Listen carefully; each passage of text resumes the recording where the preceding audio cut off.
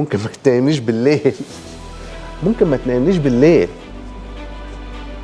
اصل انت مفيش حاجه، ده بالونه تفرقع حياه الناس تتحول الى مصائب كبرى.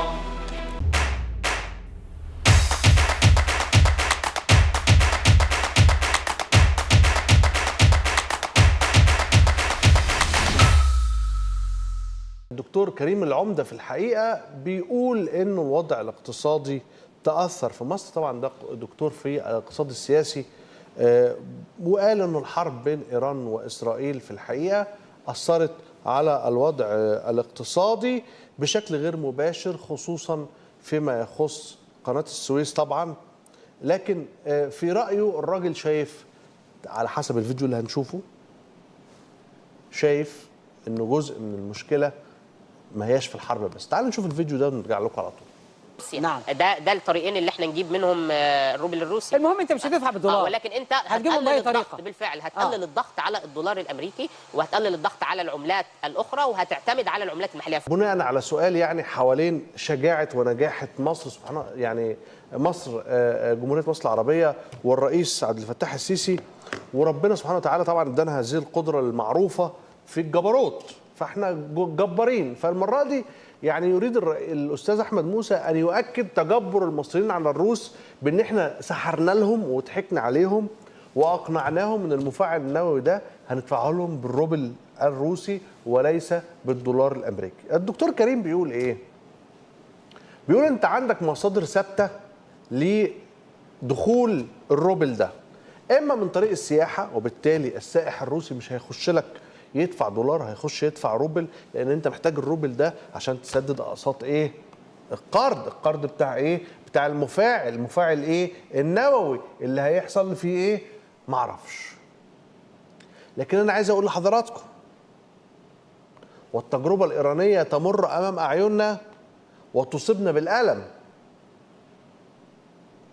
انه لو حصل اي خطأ في هذا المفاعل النووي بطريق مقصود او غير مقصود، بفعل فاعل ولا بفعل خطأ بشري، فاحنا منطقة الساحل الشمالي التي وضعنا فيها جميعا مليارات المليارات الجنيهات والدولارات مش هنعرف نروحها تاني.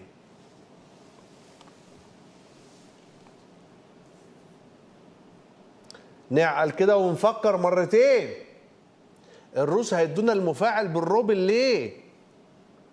يعني اتمنى من الله ما يبقاش مفاعل سيكي ميكي يا ام عيسى، يعني حالته ايه؟ شراب خرج يعني، او خراج خارج من بيت. اتمنى انه يبقى مفاعل كده كويس ويساعدنا في ازمه الكهرباء. اخر حاجه مصر محتاجاها ان يبقى عندها مفاعل نووي. البعض يفكر كيف يستخدمه ضدنا، والبعض الآخر يفكر كيف سنسدد ثمنه لروسيا أو لغيرها. نحتاج الكهرباء طبعا. المفاعل واحدة من الحلول؟ لا. حل موجود صحيح، ولكن آخر حل على الإطلاق. كل الدول الغربية المحترمة توجهت إلى أمور أساسية، من مراصد أو بيسموها مصايد للرياح، ومن طاقة كهربائية بتولد عن طريق الطاقة الشمسية. في هذا البلد اللي احنا عايشين فيه، في العيد كده أو قبل العيد سافرت بلد اسمها إزمير، حاجة كده 5-6 ساعات بالعربية.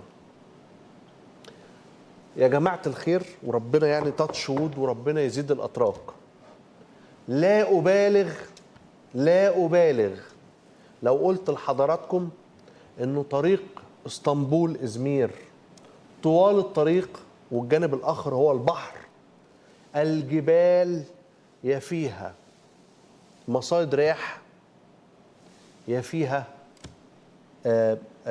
يعني طاقة شمسية، وأحيانا فيها الاثنين.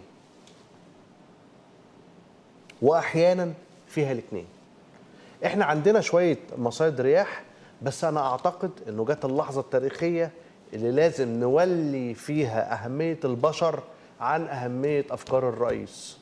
وبصراحه كده، وما اقولها لكم وانا مش مكسوف من نفسي ولا زعلان، وحتى لو خونوني وقالوا عليا يعني كلام مش ولا بد، اهلي في الصعيد ما يزعلوا لو سمعوه. معلش، انا مش عايز المفاعل بتاع الضبعه، مش مرتاح له. فكره المفاعل اللي مدام سماح تنسى فيه ماسوره ما اتقفلتش او زرار ما اتفتحش عشان هي متاخره على الوقت في الحضانه مجنناني. ممكن ما تنامنيش بالليل ممكن ما تنامنيش بالليل. اصل انت مفيش حاجه، ده بالونه تفرقع حياه الناس تتحول الى مصائب كبرى. فاذا كان السيد رئيس الجمهوريه اتفق مع الرئيس بوتين في صفقه لا يعلم احد ما هي شروطها ب 32 مليار دولار تقريبا، او 23 مليار دولار، فاحنا بدل ما هندفع بالدولار هندفع بالروبل. قال يعني احنا قادرين على انتاج الروبل.